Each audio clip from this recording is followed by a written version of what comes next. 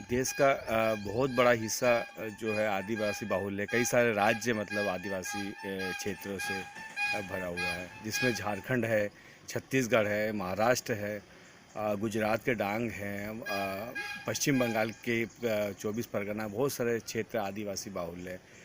और जहाँ जहाँ आदिवासी है वहाँ पर जल है, खनिज संपदा है, वन संपदा है, लगातार उसकी मतलब क्या बोलते हैं कि उत्खनन हो रही है। लेकिन आदिवासियों की स्थिति बहुत ख़राब है। अभी हाल ही में जो 5 आदिवासी राज्यों में जो चुनाव हुए, वहाँ भी कोई आदिवासी मुख्यमंत्री चुन के नहीं आया। तो हम आज दक्षिण कौशल के माध्यम से पहुँचे हैं धनौरा के मेढ़ा गांव में, जहां पर देवाजी तोपा हमारे साथ हैं। और आपको बता दूं कि वो 5वीं अनुसूची को लेके एक लंबे समय से काम कर रहे हैं। 5वीं अनुसूची, पेशा कानून और तमाम चीज़ों को लेके उनका काम का एक मूल्य है। और हम उनसे इन सारे चीज़ों पर चर्चा करेंगे। और तोपा जी, पहला सवाल आपसे है कि हाल ही में हमारे जो मुख्यमंत्री भूपेश बघेल, वो आपको पता चला कि बुलाए थे अपने पास, और क्या बातचीत हुई उनसे आपकी? ये जो मुख्यमंत्री महोदय ने हमको बुलाया था कि ये महाराष्ट्र में जो पेशा कानून जो लागू हुआ है 5वीं अनुसूची में, वो कैसे वो इम्प्लीमेंट वहाँ किया गया है, वो बताने के लिए वहाँ उन्होंने ये हमको बुलाया था कि महाराष्ट्र में क्या होती कि ग्राम सभा का माध्यम से ये जो गौण वन उपज और जल जंगल जमीन की पूरा की ग्राम सभा की है, उसको हमने क्या किया कि इसका तो अध्ययन किया पूरा लेके लोगों के साथ। बाद में फिर कानून लागू होने के बाद अधिकारी और सब लोग मिल के ये काम हम लोग किया गया है और उसको शासन ने मान्यता दिया गया है, मान्यता किया है। तो वो उसमें हम ग्राम सभा का माध्यम से यह कई ग्राम सभा हमारे महाराष्ट्र के जो गढ़चिरौली डिस्ट्रिक्ट है इसमें काम कर रहे हैं। तो इसीलिए इसी जानकारी के लिए वहाँ हमको बुलाया था। और वो कहाँ से शुरू करना, ये तो गांव से शुरू करना पड़ता है। तो वहाँ एक कन्वर्जन समिति जो होता है, सभी डिपार्टमेंट के समन्वय समिति और ग्राम सभा और सभी गांव के सरपंच हैं, मुखिया हैं, वो जनपद से के प्रेसिडेंट हैं, सभी को सहभागी करके इसको यह हमने ये करना पड़ता है। तो ये हमने किया गया है। अभी यहाँ तो बहुत भी काम हुआ है और भी बाकी है, कई जगहों में पूरा तो नहीं हुआ, लेकिन बहुत सारे यहाँ काम हुआ है। ऐसे सहभागी पद्धति से अगर काम हुआ तो जल्दी से जल्दी होता है, ये हमने वहाँ बता दिया। तो मुख्यमंत्री साहब ने बोला कि ये जो कानून लागू किया तब क्या फ़ायदा हुआ आपका गाँव में। भाई साहब, तो हम तो बांस एक ही साल वो बांस बेचे हैं, 1,15,00,000 का बांस बेच दिया। यहाँ कोई अधिकारी का सहभाग नहीं था। तो और उसके बाद में क्या हुआ, उसमें बाद में क्या हुआ कि हमने जो बांस काट के 1 साल में बेचा उसका हम अध्ययन किया।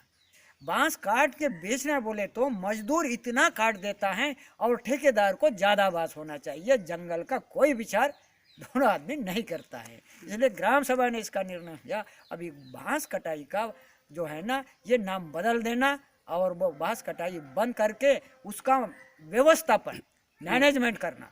जंगल और भी टिकना चाहिए, ज़्यादा बढ़ना चाहिए, आगे का पीढ़ी के लिए इसका होना चाहिए, वो हमने ये कर रहे हैं। अभी धीरे धीरे उसका जो जंगल बढ़ रहे हैं और हम बांस क्लियर फेलिंग नहीं काटते हैं।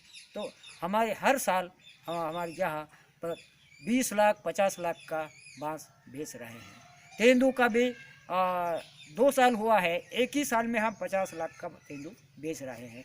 इतना ही हमारा चर्चा हुआ। तेंदू पत्ता और गौन वन उपज मोवा है, चिरंजी है, हर्रा है, बेहड़ा है, ये भी हम ये कलेक्शन करके ग्राम सभा में लेते हैं और हम व्यापारी को बेचते हैं। बाजार में नहीं बेचना चाहिए। ये तो इतना अपना मंत्री महोदय ने फिर उन्होंने बोला कि सभी लोगों को वहाँ जो हमारे कलेक्टर भी थे, आयुक्त थे, सीसीएफ थे, सबको लिया।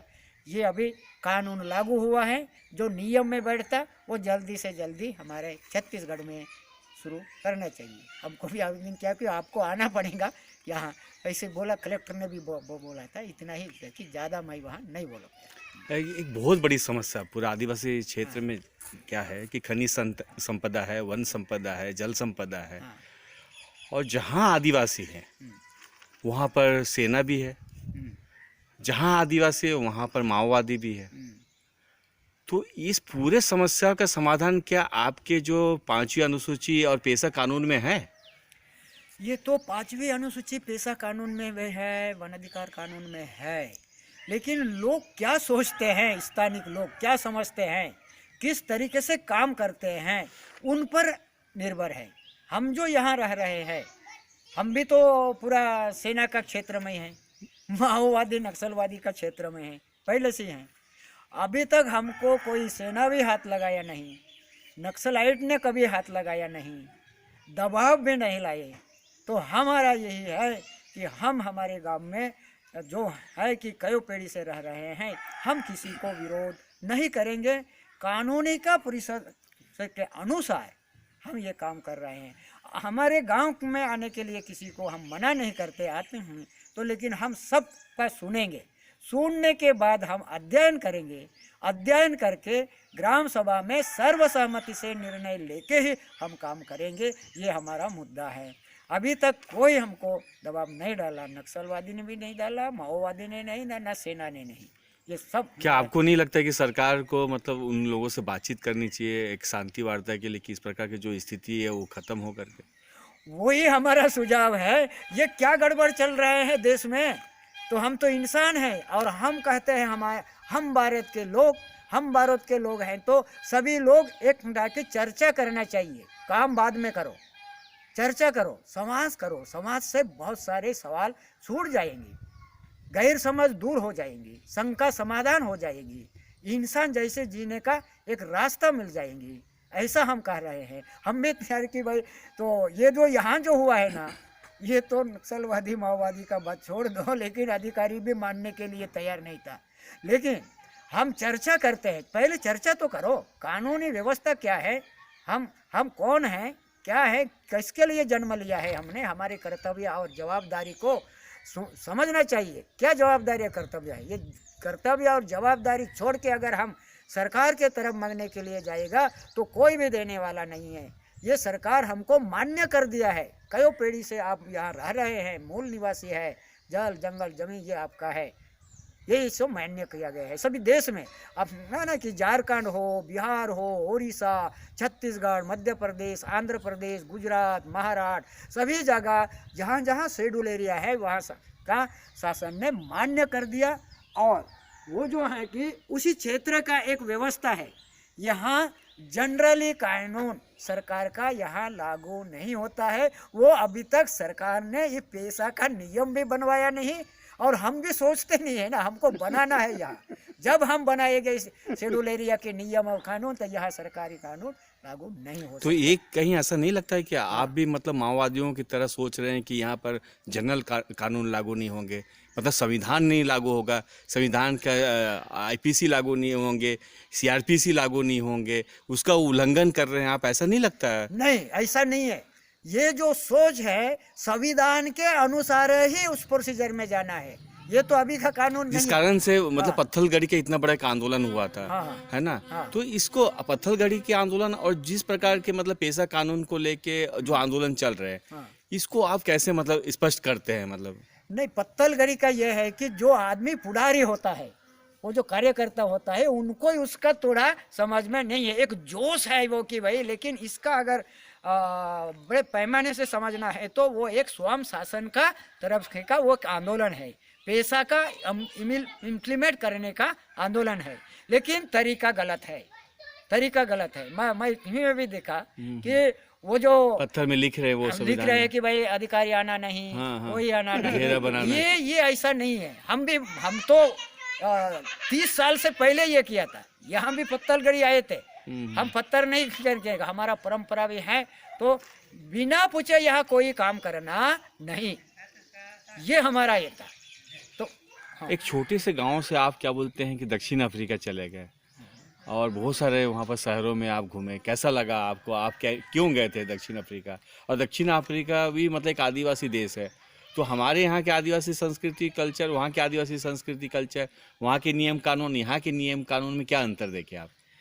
ये जो हमारा गांव से ये तो ऊपर का मेरे को कोई मालूम नहीं था। हाँ। हम जो जंगल को बचाना और समूह से ये करना, ये हमने पहले से ही हमारे परंपरा से चलते आ रहा है। उसको थोड़ा अध्ययन किया और संविधान का भी अध्ययन किया, लोगों से चर्चा करके ये हमको ये समझ में आया कि ये एक ही मुद्दा है, सब मिलके ही सामुदायिक व्यवस्था करना, सामुदायिक जीवन जीना, ये महत्वपूर्ण है। हमारे खोया आदिवासी का भी संस्कृति में है ये, इसे के हम कार्यक्रम यहाँ शुरू कर दिया। तो ये जो अध्ययन करने वाले बाहर से लोग आए, अलग अलग क्षेत्र के लोग, हमारे यहाँ सेवाभावी संस्था भी है।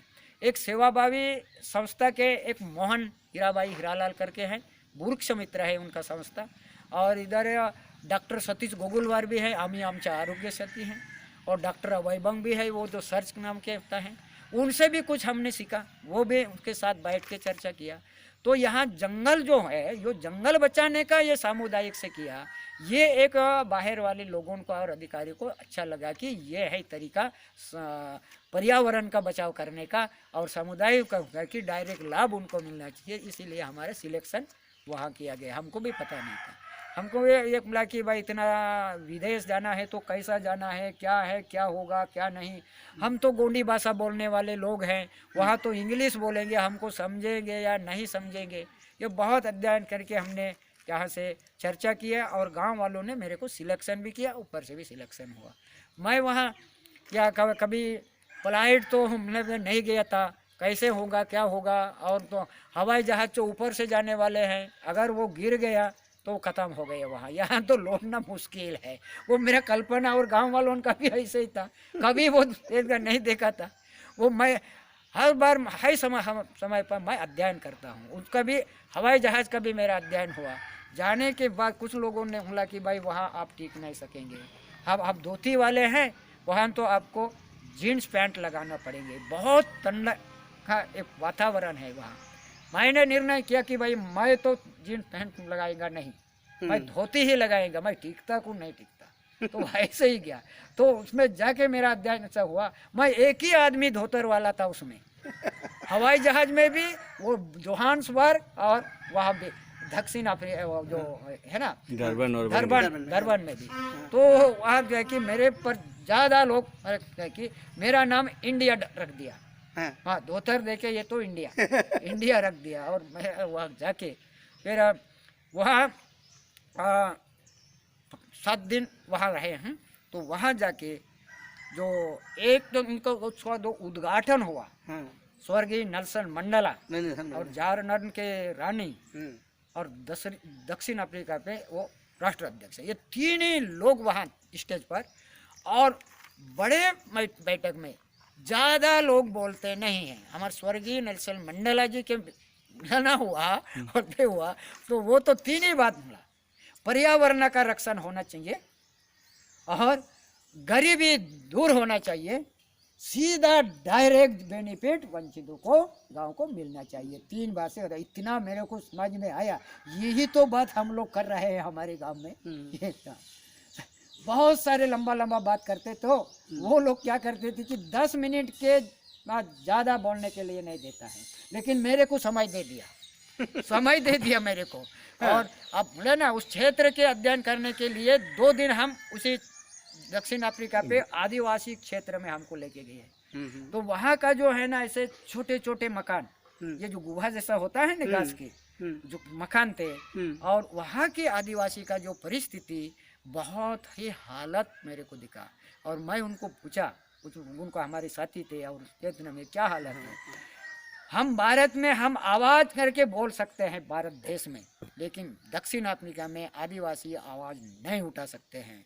सब बहुराष्ट्रीय कंपनी के गुलाम पे है। उनको भेड़ बकरी चराने के लिए उसको बंदिस्त किया गया है। ये पूरे हमको ऐसे दिखा मैं कि वो आवाज़ ही नहीं उठा सकते हैं। बहुत हालत आदिवासी का खराब है। उससे मुझे तो हमारा भारत में अच्छा है, ये है, ऐसा मेरे को दिखा। और इतना अलग अलग देशों से पूरा लोग आए थे। एक दिन हमारा पूरे मूल निवासियों का एक बैठक हुआ और अमेरिका, ऑस्ट्रेलिया, पाकिस्तान के लोग थे और रसिया, इंग्लैंड, तो सब देखिए बहुत सारे देश के आदिवासी एक जगह आके हमारे आदिवासी के लिए क्या करना चाहिए, तो हमको बोलने के लिए मौका दे दिया। मैं तो गोंडी भाषा में ही पूरा गोंडी भाषा में मैंने बोला।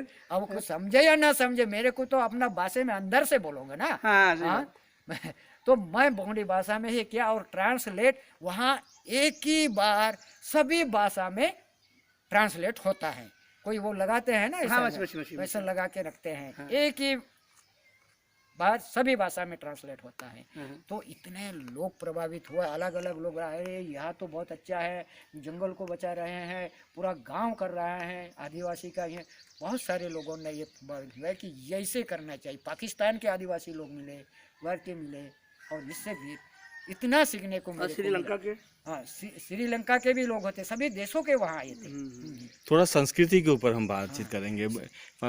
हर समय मतलब एक टकराहट रहता है जो हिंदू संस्कृति है, हिंदू धर्म है। हिंदू धर्म से आदिवासी धर्म कैसे अलग है? क्या है आदिवासी संस्कृति, क्या है आदिवासी धर्म?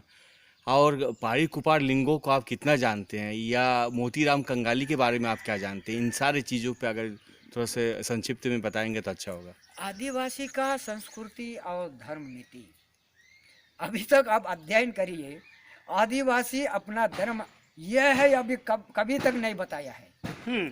सोचिए आप, इसीलिए सब ये जो अभी जो धर्म देश में दुनिया में प्रचलित है ये सांप्रदायिक धर्म है, उसमें इनको बांटा दिया गया है इसको। तो हमारा धर्म कौन सा है और संस्कृति कौन सा है? संस्कृति यही है, हमारी संस्कृति मानवीय संस्कृति है, मानवतावादी है और लूटने वाली संस्कृति नहीं है। हमारी संस्कृति दूसरों को देने का ये हमको सिखाते हैं, यह है। और दूसरा धर्म की बोले तो सत्य है, इंसान जैसा ही रहना ये धर्म की बात है।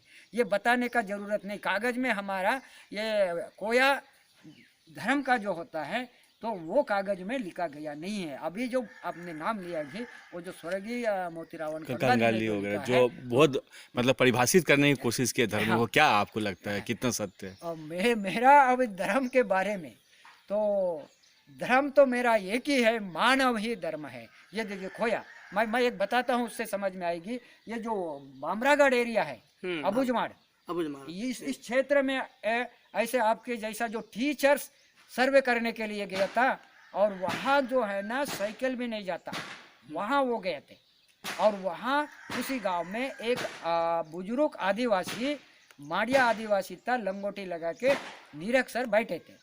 उसमें जाके टीचर ने पूछा कि भाई हम सर्वे करने के लिए आए हैं तो आपका नाम क्या है? तो थोड़ा उनको समझ में आया तो नाम बता दिया, पिताजी का नाम बता दिया, सरनेम बता दिया, सब गांव का नाम बता दिया। उन्होंने क्या की है, आपके जात कौन सा है बताइए?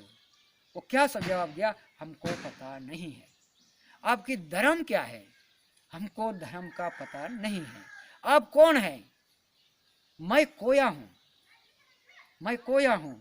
अब कोया बोले तो ये मराठी आदमी को समझ में नहीं आया, ये धर्म जाति पूछ रहे तो वो कोया आदिवासी को समझ में नहीं आया। उनका जो यही कहना था, तुम्हारा जाति धर्म का ये नहीं है, हम कोया का मतलब इंसान है, इंसानियत हमारा धर्म है, इंसान यही है हमारा ख्यात है, तो दूसरा नहीं बता रहे हैं। यही है इंसान, ये हमारा धर्म है, इससे दूसरा नहीं है, ये हमारा समाज है, ये कहते हैं। अभी गोंडी धर्म, ये धर्म, यो धर्म, ये गोंडी धर्म बहुत गड़बड़ है। ये आपको ये अध्ययन करेंगे तो हम सवाल खड़ा किया तो वो लोग चला गया यहाँ से, कहाँ से आया गोंडी धर्म? गोंड का था, गोंडवाना लैंड है, गोंडवाना लैंड में सभी धर्म के लोग रह रहे हैं, बराबर है। हाँ, गोंडवाना राज कह सकते हैं, लेकिन गोंडी धर्म ये हिंदू धर्म का उपधर्म होता है, उनका ही ये इस्तेमाल कर रहे हैं वो लोग। इसमें जैसा आदिवासी जो मतलब आपकी जो संस्कृति है या जो भी उसका रूढ़ी प्रथा है, वो क्या बौद्ध संस्कृति या जैनी संस्कृति से मिलता जुलता है, ऐसा कुछ है? नहीं, वो वहाँ नहीं जुड़ता। उनका जो है, ये जो हमारा कोया जो संस्कृति करते हैं, ये निसर्ग पूजक है, ये मत्थी को, जमीन को पूजेंगे, पेड़ को पूजेंगे, पत्ते को पूजेंगे, ये पानी को पूजेंगे। पानी भगवान जैसे मानते हैं, पानी को गंदा करना नहीं चाहते हैं, ये उससे नहीं जुड़ते हैं। ये जो मंदिर वाला जो अभी आए हैं ये कोया में, ये बाहर का देख के है, मंदिर नहीं है यहाँ।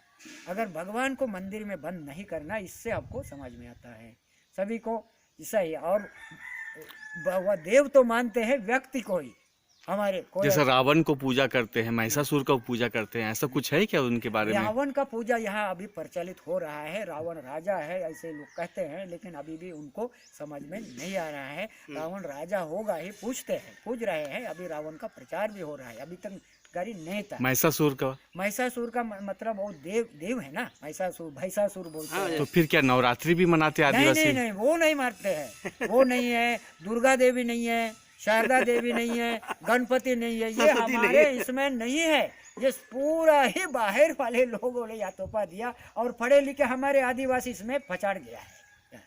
हम तो उनका कि ये कहाँ से आए हैं। हाँ, है ना, बरोबर है कि नहीं? आपको समझ में आ रहा है ना? हमारा यहाँ हमारा गांव में गणपति नहीं बैठाते हैं, दुर्गा देवी से। हमारे तो जीवंती माता है ना, दुर्गा देवी कौन है? हमारे गांव में है जीवंती माता, महिला ही माता है, इसको आप समझिए। कुल मिला के आप जिस प्रकार से आपसे चर्चा हुई, एक पता चलता है कि एक विधि तो है जो पूरा समाज को संचालित करता है। हाँ। जैसा आप संविधान के बारे में बताएं, हाँ। संविधान के बारे में आप कितना जानते हैं, क्या बताना चाहेंगे संविधान के बारे में? संविधान के बारे में इतना ही मैं बता चाहूँगा कि वो जो है ना, सबको समानता वहाँ दिया गया है ना। ये समानता की बात, सब न्याय मिलना चाहिए, सबको जमीन मिलना चाहिए, रोटी कपड़ा मकान सबको मिलना चाहिए। ये संविधान ने समानता दिया गया है। दूसरा, उनको समाधान, आत्मसम्मान ये मिलना चाहिए सबको। ये संविधान ने हमको बहुत दिया गया है, उससे हम एक मानते हैं इसका। दूसरा तो हम समझ, और इंसान जैसा नहीं, मराठी में क्या कहते हैं, मानसानी मानसासी मानुष कीने वागने मंजे ही भारतीय घटना खत्म हो गया। संविधान में मतलब खासकर आदिवासियों के लिए कौन कौन से अधिकार है? आदिवासी लिए के तो सब अधिकार दिए गए हैं ना। आदिवासी का जो परंपरागत है उसको अधिकार दिया, मान्यता भी दिया गया है। हमारे आदिवासी कुछ पढ़े लिखे लोग हैं, वो समझते नहीं है ना। ये एक मानव प्राणी जो है, एक हाँ, ये मानव प्राणी लालची है, लालच में वे फंस गए हैं। नहीं तो सबका अधिकार संविधान ने दिया गया है, लेकिन हम उसका इम्प्लीमेंट और करने के लिए तैयार नहीं है, सोचते नहीं। लेकिन अभी उसका हम इम्प्लीमेंट करने के लिए तैयार है। बोलना चाहिए ना, बोलने का स्वतंत्र है, काम करने का स्वतंत्र है, तो ये होना चाहिए, खुलेआम बोलना चाहिए। संविधान में 244 दिया, उसको आप नहीं, वो तो मैंने तो पढ़ाई नहीं किया है। जी, किताब में ले जाएंगे तो मेरे को जंगल में भटक दिया होगा। 5वीं अनुसूची के बारे में क्या जानते हैं? 5वीं अनुसूची के बारे में तो वो जो क्षेत्र है, बेल्ट है, ये इसको हैबिटेट क्या लगता है आपको, सही में 5वीं अनुसूची लागू है महाराष्ट्र में, छत्तीसगढ़ में, झारखंड में?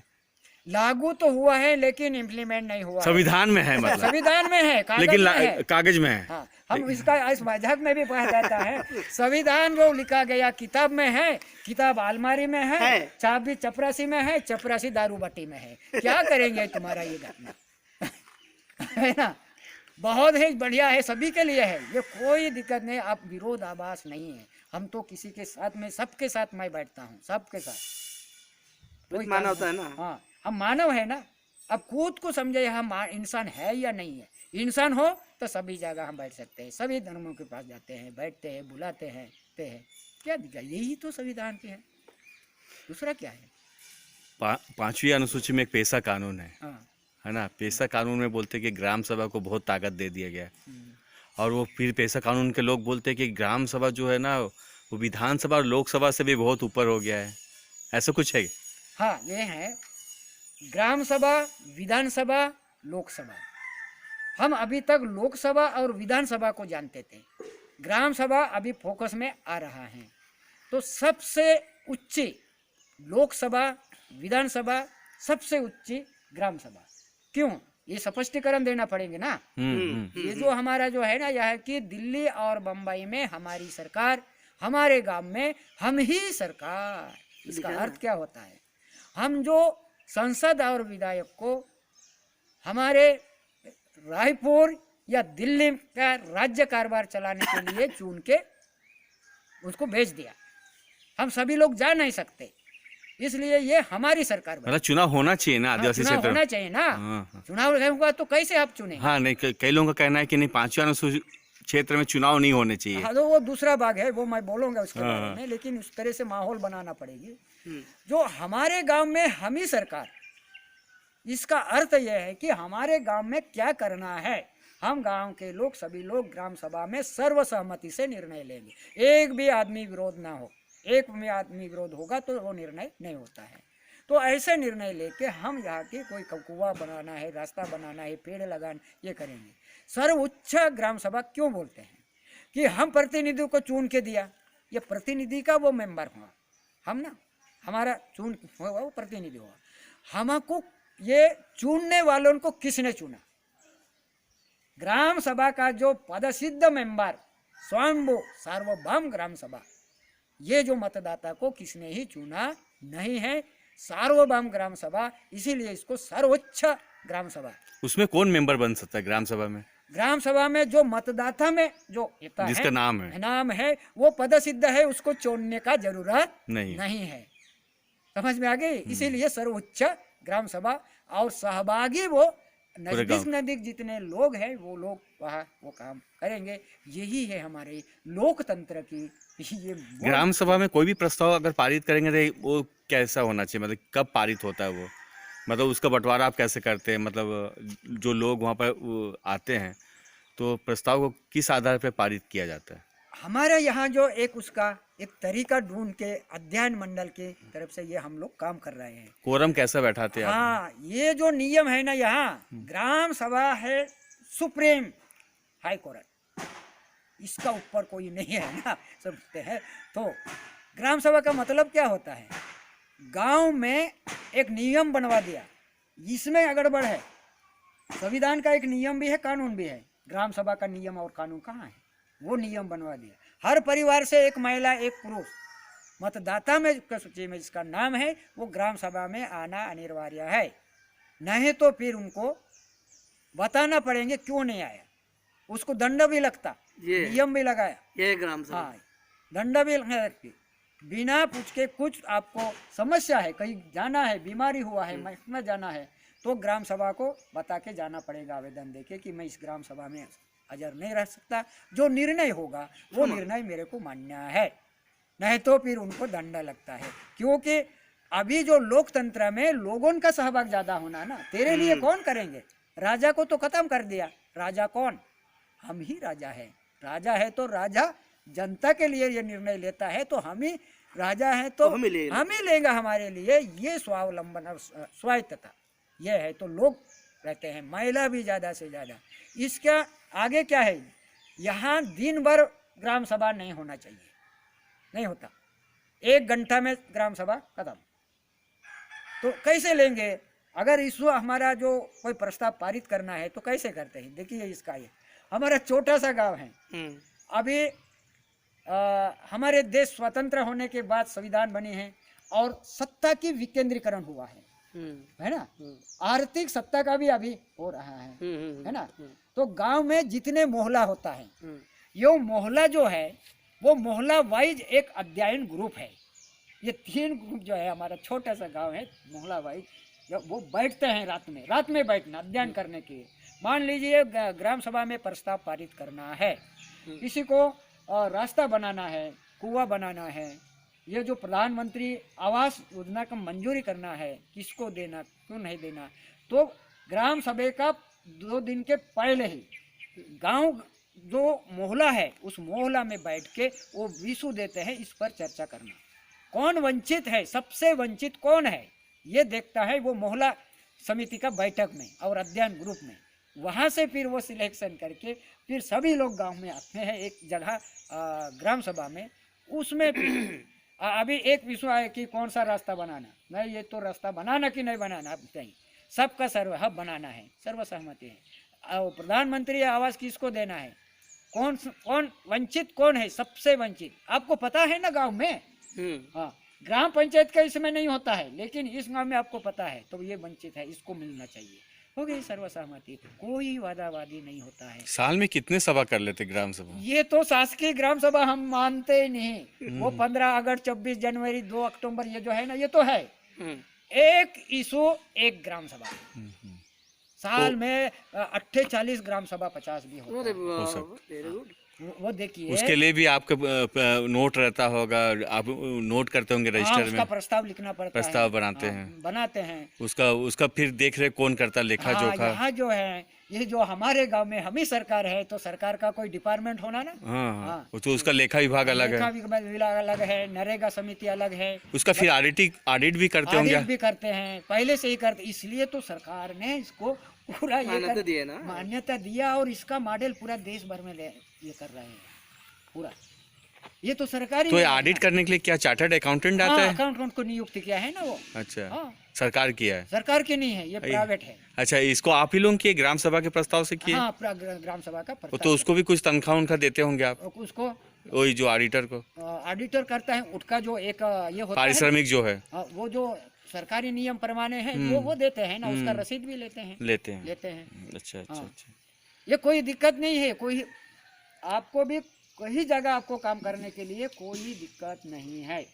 यहाँ देखिए कितना समिति है, सरकार के पास बहुत समितियां हैं। हाँ, यहाँ पर जो मतलब जो जितने भी निर्माण कार्य वगैरह हाँ। है, विकास कार्य हैं, उसके लिए अलग अलग समितियां, नरेगा समिति अलग है। अच्छा, कौन कौन सी समितियां हैं? वो नरेगा समिति है, वन सुरक्षा समिति है, वन हक्क समिति है, महिला समिति है, शिक्षा समिति है, आरोग्य समिति है, पानी व्यवस्थापन समिति है, कृषि समिति है, और जंगल का जो बायोडाइवर्सिटी जो है ना, उसका समिति है। अच्छा। हाँ, और अलग अलग समिति। ये तो अभी पेशा कानून होने का पहले ही हमारा हुआ, इसलिए हमको ये कोई अभी दिक्कत नहीं है, सरकार ने मान्यता दिया गया। आप किस प्रकार से आपकी जो ग्राम सभा और जो आप लोग पेशा कानून की तरह ट्राइबल एडवाइजरी बोर्ड से कैसे कनेक्ट होते हैं आप?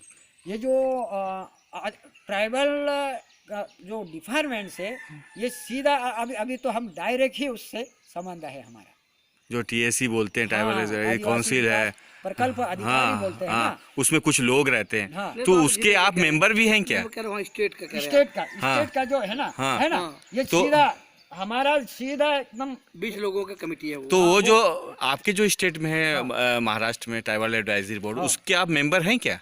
उसमें मैं मेंबर नहीं है। अच्छा। लेकिन मेरे को वहाँ सभी जगह बुलाते हैं। बुलाते हैं। वहाँ पर कौन कौन है मेंबर, आप कुछ बताओ? वहाँ तो ये है ना, चुने हुए हमारे विधायक। पूरा विधायक क्या आदिवासियों से है कि आदिवासियों से है कि जनरल है? जनरल भी है, आदिवासियों में भी है। तो आप कभी आवाज नहीं उठाते कि ट्राइबल एडवाइजरी बोर्ड में सिर्फ आदिवासी होना चाहिए कर? ऐसा तो बोलते हैं, लेकिन वो सोच रहे हैं उसमें। दूसरा जो है, ये आपने अच्छा सवाल किया कि ट्राइबल एडवाइजरी कमेटी, देश की बात करिए। यहाँ जो हमारे महाराष्ट्र में जो हमारे आदिवासी लोग बहुत सारे पढ़े लिखे हैं, IAS अधिकारी भी है, क्लास 2 ऑफिसर है, इंजीनियर, डॉक्टर, वकील, इनमें सभी लोग हैं। इसी बात को सुन के हमको वहाँ बुलवाया, वो हमारे पूरे आदिवासी लोग, पढ़े लिखे लोगों ने। तो जी आपका नाम तो बहुत है, पूरा सरकार मान रहे हैं, सब बोल रहे हैं, कैसे क्या देखे कि ये सरकार नहीं मान रहा है, ये पार्टी वाले लोग टूटे हैं, ये जो कांग्रेस सरकार, बीजेपी सरकार, कोई आपको नहीं दे रहे हैं, सब बेकार हो रहा है, हमारा आरक्षण खत्म कर रहे हैं। ये इतना समस्या उन्होंने मेरे सामने रखा गया। मैं बोला कि मैं तो इतना गुरु नहीं है बताने के लिए, लेकिन चर्चा करेंगे। चर्चा में मेरे को बहुत रुचि है, लेकिन ये तुम्हारा सवाल का जवाब देने के लिए मेरे पास कुछ नहीं है, इतना पढ़े लिखा आदमी नहीं है। तो आप तो भाई बहुत एक बड़ा ज्ञानी आदमी जैसा ही सवाल कर रहे हैं।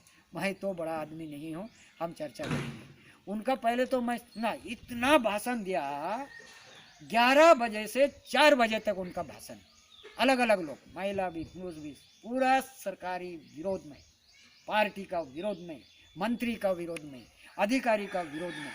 तो क्या है, मैं चुपचाप सुनने बाद मेरे को फिर क्या किया कि मेरे को मौका दिया, आप हमको मार्गदर्शन करने के लिए। मैं तो यहाँ नहीं आए हैं, मैं सीखने के लिए आए हैं, और आपको सीखना है तो दोनों से सीखना है एक दूसरे से। लेकिन मैं सुन लिया कि आप तो बहुत IAS अधिकारी लोग हैं और इतना सवाल मुझे पूछ दिया, लेकिन जवाब नहीं दूंगा। अभी जो है अभी इस देश में कोई अकेले अकेले नहीं है, हम भारत के लोग बने हैं, तो फिर यहाँ क्या काम है? देखिए, सबका एक व्यवस्था शासन में कर दिया गया है, सबके लिए व्यवस्था। खाना तो पक गया है, खाने वाले नहीं हैं। कैसे? देखिए, सरकार को अभी तक आपने बहुत टीका टिप्पणी कर दिया, मेरे को अच्छा भी लगा बुरा भी लगा, लेकिन मैं सवाल खड़ा करता हूँ, आपके लिए सरकार ने और संविधान ने क्या दिया, क्या नहीं दिया, ये बताइए। आप पढ़े लिखे लोग हैं, वो बोला कि भाई चुपचाप रह गए। तो मेरे को जो समझता होता है, हम आदिवासी लोगों के लिए सरकार ने पूरी व्यवस्था कर दिया है, संविधान ने उसका भी प्रोविजन करके रखा गया है। हम क्या बोले, हमारा इतना एरिया है, शेड्यूल एरिया है, आदिवासी एरिया है, हमारे लिए एक विधायक होना चाहिए। सरकार ने क्या किया, चलो भाई तुमको विधायक दे दिया कि नहीं दिया? नहीं, विधायक तुमके नहीं सुनता, हमको एक संसद देना चाहिए दिल्ली में हमारा सवाल को रखने के लिए। चलो भाई ये तुम्हारा विधायक दे दिया। नहीं, इतना में नहीं होगा, हमको मंत्रालय होना चाहिए। चले ये आदिवासी विकास मंत्री दे दिया, उतना में नहीं हुआ। दूसरा है भाई, आप मंत्रालय तो दे दिया, लेकिन ट्राइबल एडवाइजरी कमेटी सेपरेट, ये जो विभाग तुम्हारा आदिवासी के लिए दे दिया। क्या नहीं किया शासन ने, ये बताइए। मैं आपको सवाल नहीं किया, आप सब मिलके करें, क्या नहीं दिया सरकार ने, संविधान ने क्या आपको नहीं दिया? जवाब ही नहीं उनके पास। अब मैं एक सवाल खड़ा करता हूँ, हमारा जो आदिवासी का विधायक दे दिया, संसद दे दिया, मंत्री दे दिया, ये सही है कि हमारे? देखिए थोड़ा है। वो बोला नहीं है। फिर आदिवासी मंत्री क्यों बोलते हैं, आदिवासी आमदार क्यों बोलते हैं? किसका है? ये तो पार्टी का है, कांग्रेस का रहेगा नहीं तो बीजेपी का रहेगा। तुम्हारा कहाँ है? आपने सवाल किया ना, वही बात कि तुम्हारा कहाँ है? अभी शेड्यूल एरिया में क्या यहाँ हुआ है तो हमारा कहाँ है? पूरा देश की बात है। आप जिस काम को आप इतनी गंभीरता से कर रहे हैं, 5वीं अनुसूची ग्राम सभा को लेके, उसके ऊपर जो मतलब उसके हायर जो एक कमेटी है, ट्राइबल एडवाइजरी बोर्ड, मतलब उसके साथ हमारा जो संबंध है वो मजबूती का नहीं है, क्योंकि ट्राइबल एडवाइजरी बोर्ड ही आपके सबका मतलब देख रेख करेगा। उसके बाद वो राज्यपाल को भेजेगा अनुशंसा, राज्यपाल राष्ट्रपति को भेजेगा, फिर कानून बनेगा, आपके विकास के लिए खर्चे होंगे। जैसे कि 275 है अनुच्छेद, संविधान का अनुच्छेद 275 में काफी पैसे आते हैं, बहुत पैसे। आपको भी मालूम होगा 275 के बारे में। तो 275 के ऊपर आप क्या बोलना चाहेंगे कि कितना आपके कल्याण के लिए उपयोग होता है? वो अभी तक उसका नहीं हो रहा है, क्योंकि हम लोग सोए हैं, आदिवासी ही सोए हैं। अपने लिए ये लोग कुछ बोलते नहीं हैं, बोलते तो ऊपर ऊपर बोल रहे हैं। जो पैसा आ रहा है वही कल भी हमारा ये हुआ कि परसों दिन भी हमारा बैठक हुआ। हमारे प्रधान सचिव एक मनीषा वर्मा जी मैडम है, ये पूरे दिल्ली से तब से हमारा पहचान है। तो ये जो पैसा है आदिवासी का विकास के लिए, आदिवासी के क्षेत्र के सभी लोग, स्थानिक लोग तो है, लेकिन वो विधायक है, सांसद है, हमारे पढ़े लिखे लोग हैं, इसके बारे में पूरे पैसा आदिवासी के विकास के लिए लाके उसका एक क्या योजना बोलेंगे उसका बनाओ। आप जैसे बनाएंगे वैसे ये होगा, इसके लिए सोचना है। अभी तक हमने ये सोचना है।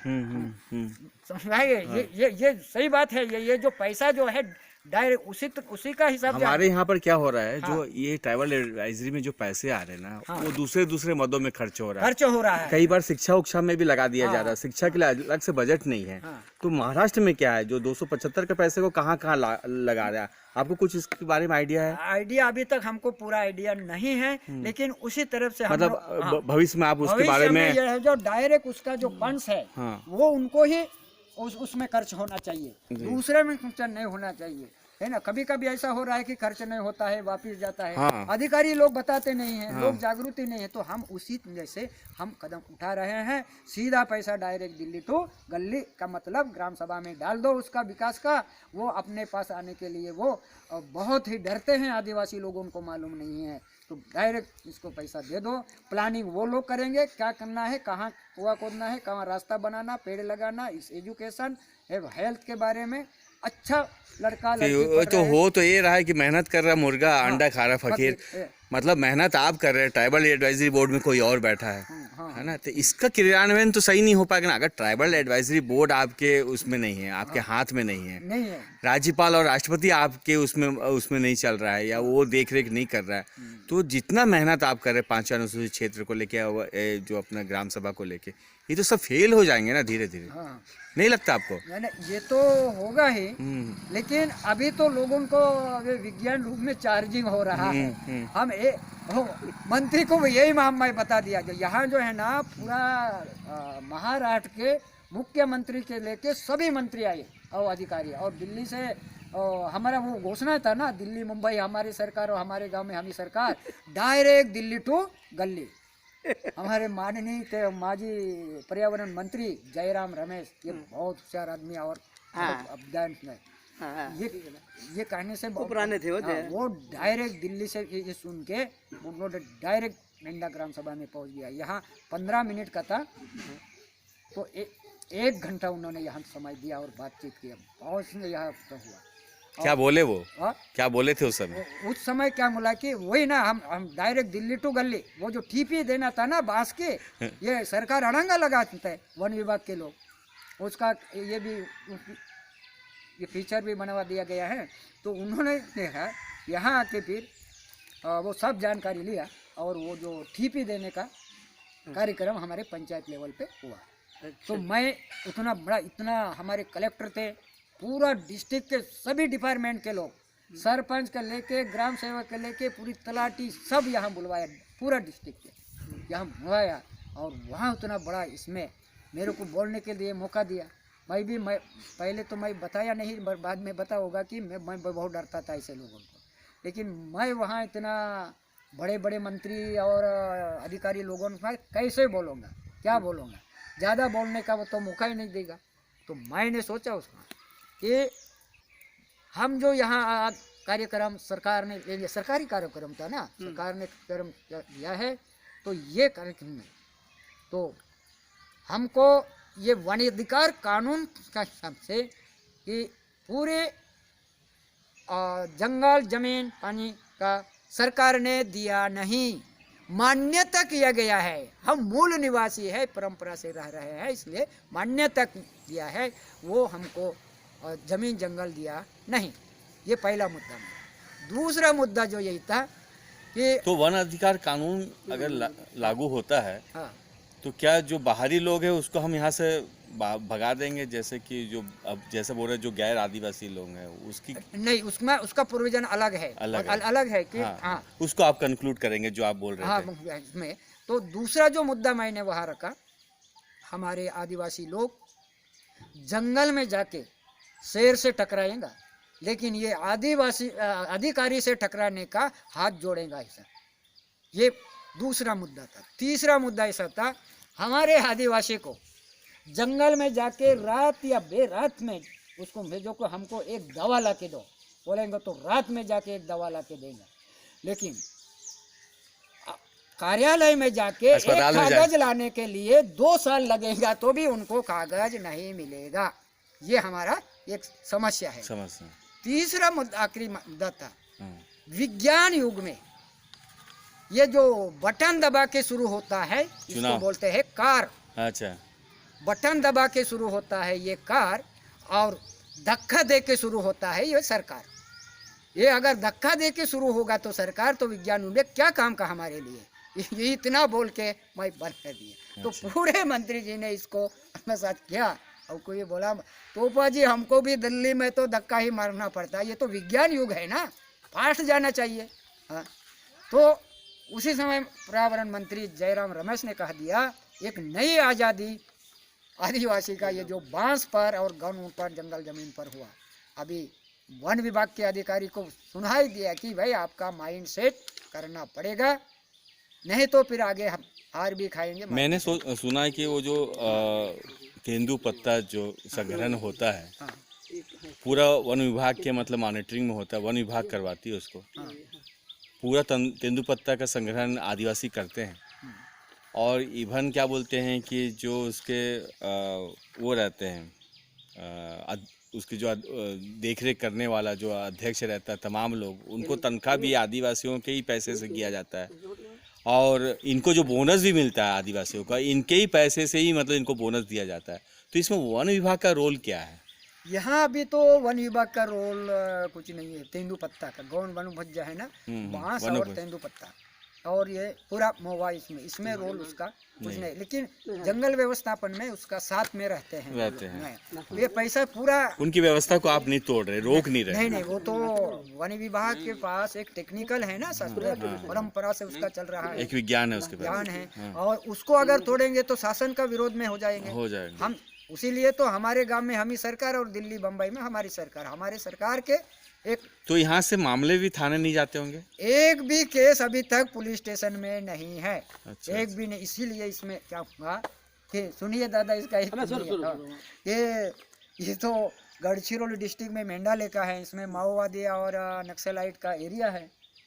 और यहाँ ये जो एक नारा शुरू हो गए, हमारे गांव में हम ही सरकार, दिल्ली बम्बई में हमारी सरकार, और जल जंगल जमीन हमारा, ये शुरू कर दिया। तो अब जैसे आए हैं वैसे लोग, बहुत सारे लोग आए, हर रोज आते हैं। तो एक यहाँ आके वो देख रहे हैं, पूछ रहे हैं, तो उनको समझ में नहीं आया कि ये तो पूरे आदिवासी लोग हैं, अनपढ़ जैसा है, कुपोषित जैसा लोग हैं, इनको क्या जानकारी है? कुछ नहीं है।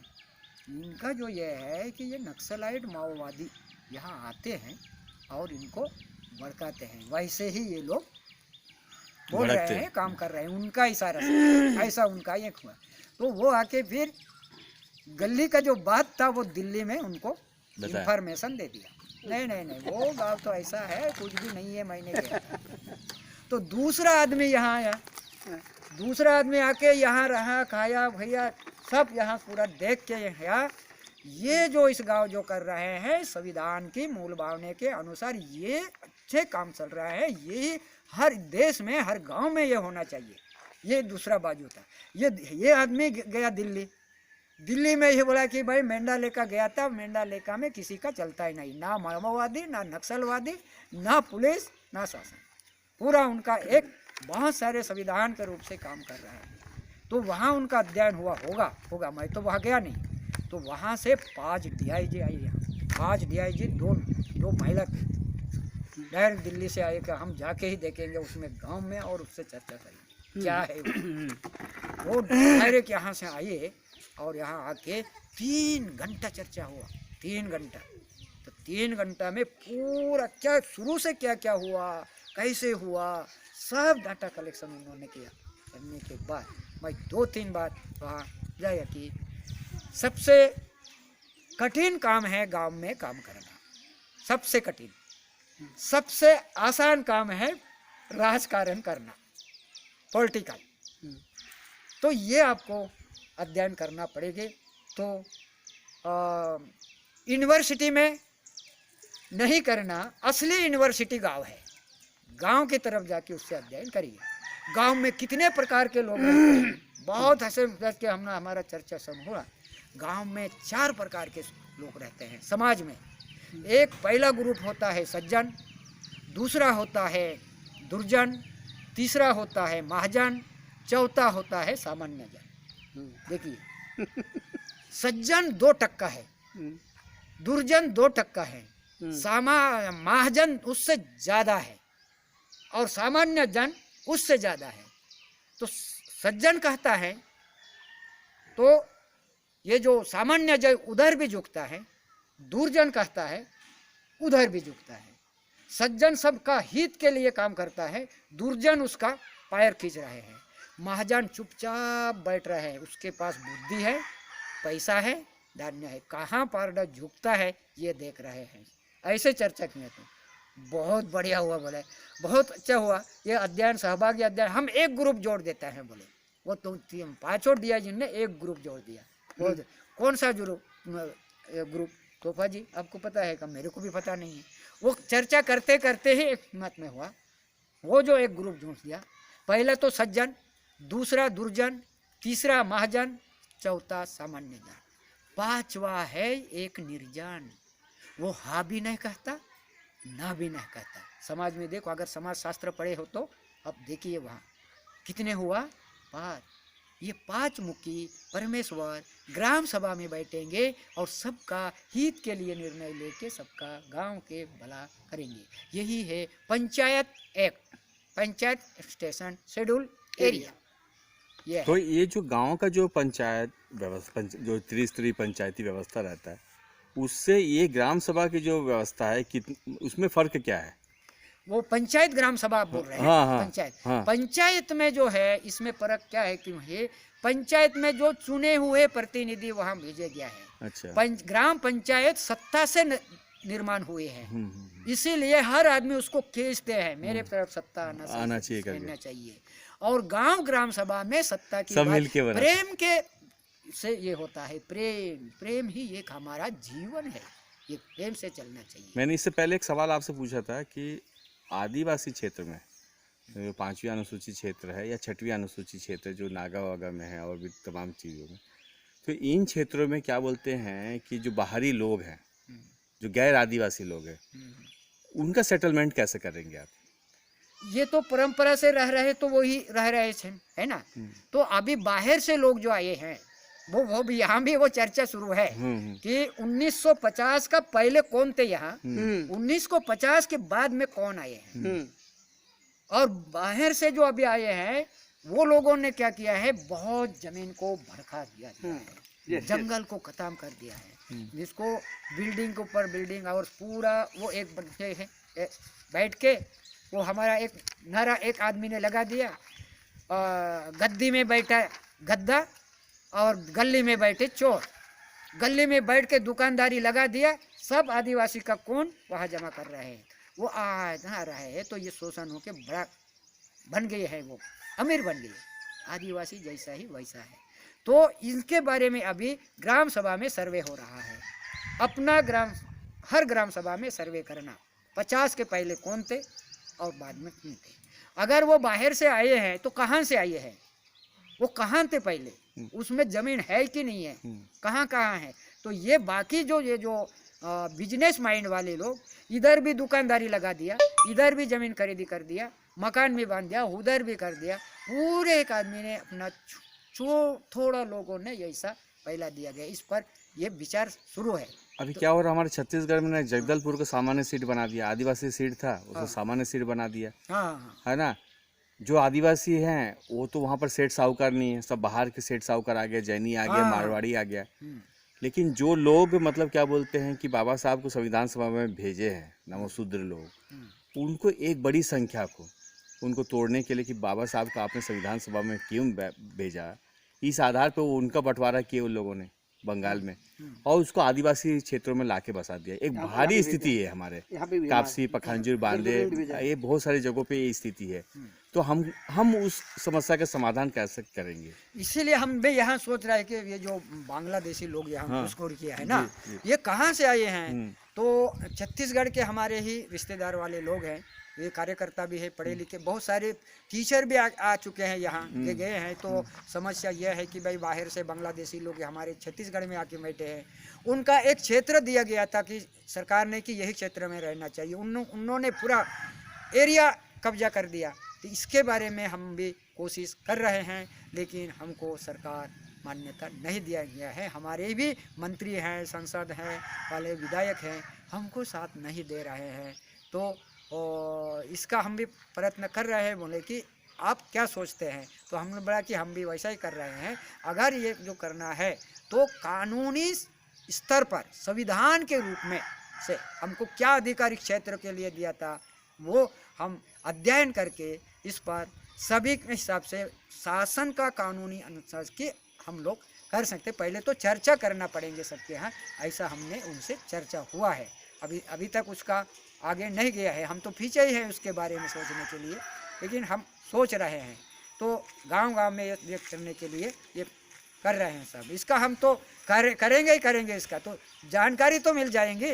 अनुसूचित क्षेत्र में इसका कोई भी आदमी यहाँ आके उसका पर्यावरण या उसका शोषण नहीं होना चाहिए, ये शासन का भी एक नियम और कानून में बना है, उसको उल्लंघन हो रहा है। ये हम थोड़ा अध्ययन करके इसको ये करने वाले ही है। है। और जैसे कि मान लीजिए कि आदिवासी क्षेत्रों में कोई कंपनी आके लगाता है, जैसे कि हमारे यहाँ ये एनएमडीसी है ना। तो अगर आदिवासी क्षेत्र में ऐसा कोई कंपनी आता है तो उसमें आदिवासियों की भागीदारी कैसा होगा?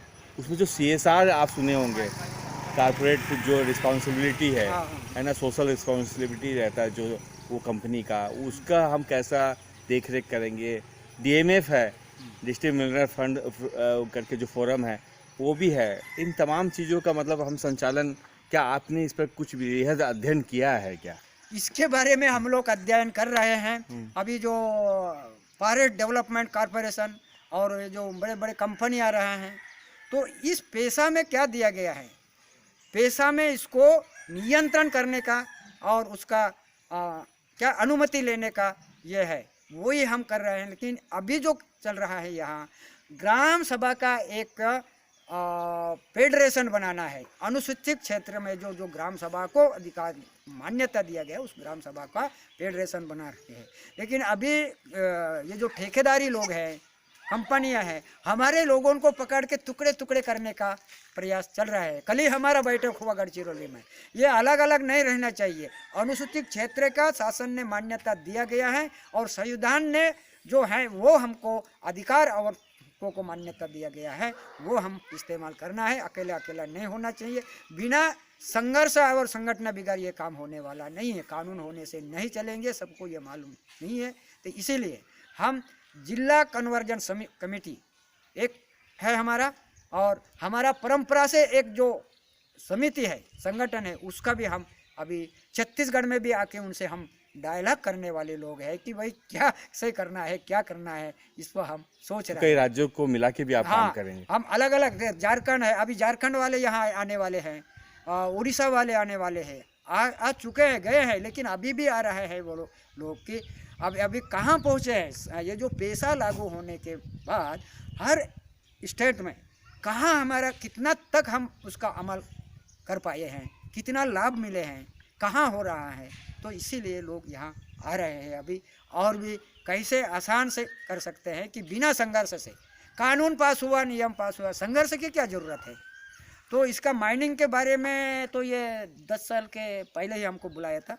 माइनिंग मंत्री थे, सेक्रेटरी थे, और झारखंड बिहार के लोग भी आए थे।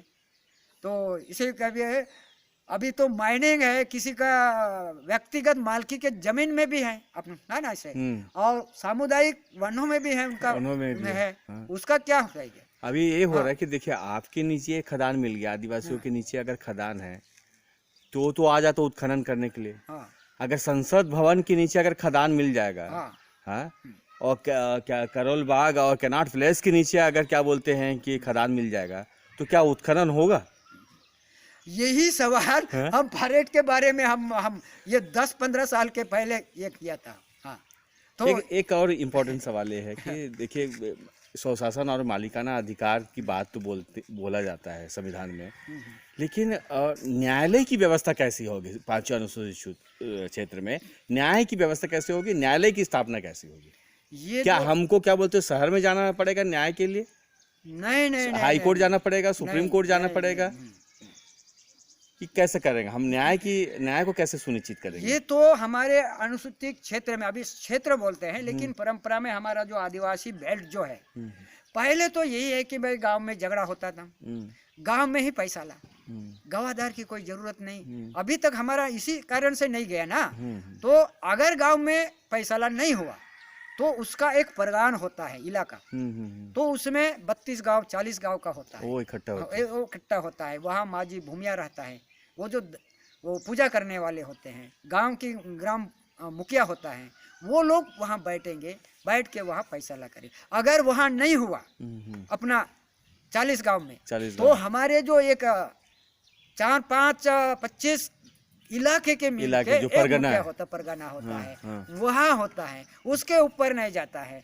ये जो व्यवस्था इस तरीके से देख के अभी ये जो अनुसूचित, इससे न्याय और सुलभ हो जाए और जल्दी से जल्दी न्याय, वो दंड ना करना, उसका हिंसा बिना हिंसा से बना कि अहिंसा के पद्धति से ये करना, ये हमको ये व्यवस्था करना है। ये अध्ययन से हम कर रहे हैं। आपका भी जरूरत लगेंगे कि छत्तीसगढ़ और इसमें सभी लोगों में बैठ के इसका न्याय की व्यवस्था कैसे है। अपराधी से मतलब हमको घृणा नहीं करना, अपराध से घृणा करना है, वाह। ऐसा है। अच्छा, उसके बाद गोपनीय जो मतलब क्या बोलते हैं गौण खनिज जो है ना, गौण खनिज है, और ये गौण खनिज का पूरा नियंत्रण तो गांव वाले करते हैं 5 अनुसूची में। जैसे सार्वजनिक क्षेत्र के जो उपक्रम है, बड़े जो उपक्रम हाँ। है ना, जैसे एनएमडीसी है, भिलाई स्टील प्लांट है ना, उसका संचालन हम कैसे करेंगे?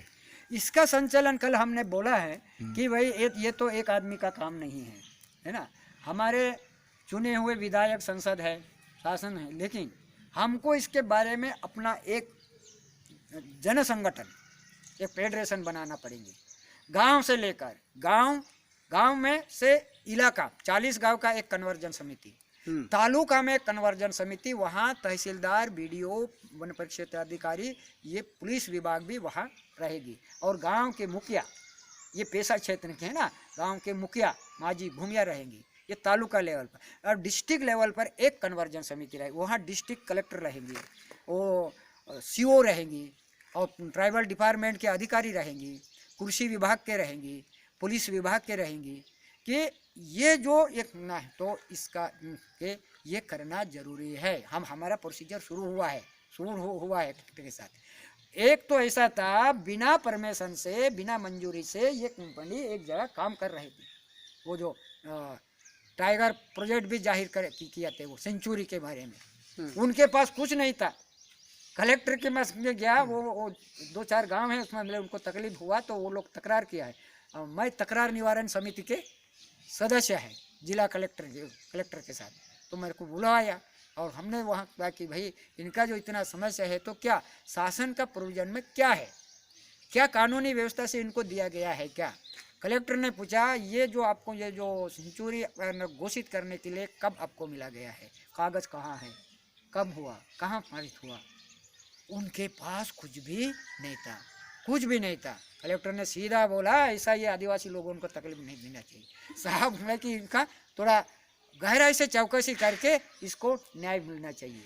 अभी तक वो लोग वहाँ विस्थापित करने के लिए वो तैयारी थे। ये ऐसे हमारा संगठन बिगाड़ नहीं होगा। इस संगठन में हम ऐसे सोचा है कि सलाहकार समिति में कलेक्टर को रखा है, और ट्राइबल डिपार्टमेंट के है, नोडल एजेंसी हमारे ट्राइबल डिपार्टमेंट है ना, अधिकारी रहेंगे, अधिकारी वही है ना, उनको रखा गया है। कृषि विभाग उनका है, पंचायत विभाग परियोजना, और पदसिद्ध विधायक रहेगी, मंत्री रहेगी, और ऐसा आप जैसे जो है ना सेवाभावी लोग हैं, अच्छे आदिवासी के लिए वो भी रहेंगे, उसको हम चुनेंगे। ये हम चुनेंगे, ये हमको